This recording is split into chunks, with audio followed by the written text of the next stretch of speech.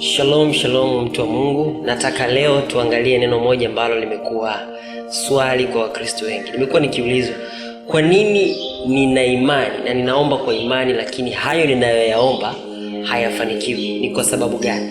Sasa nataka nikwambie ni kwa sababu gani. Una imani lakini hayo unayoyaomba hauyapati, ni kwa sababu gani? Maandiko yanasema katika kitabu cha Yakobo 4:3. Maandiko yanasemaje? Maandiko yanasema hata mwaomba wala hampati, kwa sababu mwaomba vibaya ili mvitumie kwa tamaa zenu.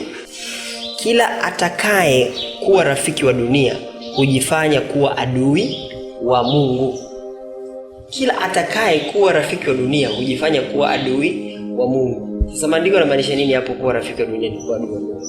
Wakati Yesu anajaribiwa katika Mathayo 4 kuanzia mstari wa 8, Biblia inasema Shetani akamchukua akampandisha juu ya mlima mrefu sana. Na alipompandisha juu ya mlima mrefu sana akamwambiaje?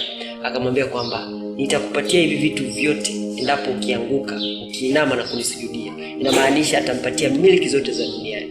Lakini Yesu akamwambia, nenda zako Shetani, imeandikwa utamwabudu Mungu wako peke yake. Hautaabudu vitu. Hautaabudu ibilisi kwa ajili ya vitu. Sasa mara nyingi Wakristo wanaomba ili waweze kutimiza tamaa zao. Umeona gari, unaomba upate gari. Umesumbuka na daladala, unaomba upate gari. Umeona nyumba ya jirani yako ni nzuri, unaomba upate ile nyumba.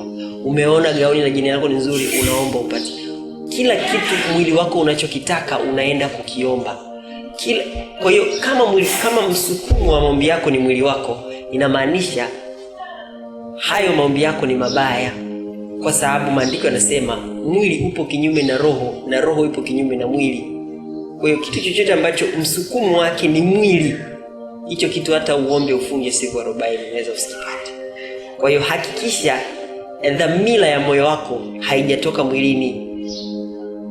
Maana imeandikwa wamwabudu Mungu watamwabudu katika roho na kweli, na nguvu ya imani ipo katika roho, sio mwili. Kwa hiyo kama unamfuata Mungu kwa imani na unamwabudu yeye na unataka akusaidie, imekupaswa basi hata unavyoomba uombe kiwa katika roho. Kuwa katika roho ni kwenda kinyume na tamaa za mwili. Ukibadilisha hili utaona matokeo. Shalom.